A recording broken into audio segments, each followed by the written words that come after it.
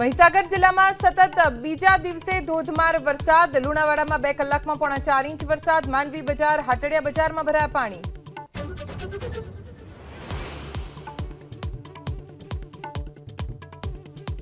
કાચા મકાનની દિવાલ ધરાશાયી. છોટાઉદેપુરના સુરખેડામાં પટેલ ફળિયાની ઘટના. સદનસીબે પરિવારના 8 સભ્યોનો બચાવ.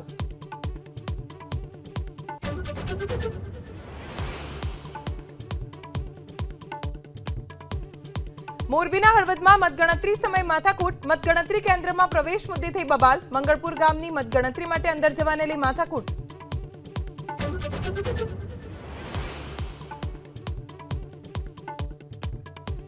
પૂર્વ કચ્છ ભચાઉમાં ભૂકંપ. 3.2ની તીવ્રતાનો અનુભવાયો આંચકો. ભૂકંપનું કેન્દ્રબિંદુ ભચાઉથી 13 કિલોમીટર દૂર નોંધાયું.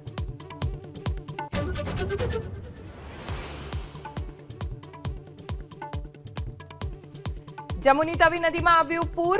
ભારે પ્રવાહમાં નદીના વચ્ચે ફસાયો એક વ્યક્તિ. અચાનક પાણીનો પ્રવાહ વધતા બની ઘટના. એસડીઆરએફની ટીમે શરૂ કર્યું રેસ્ક્યુ.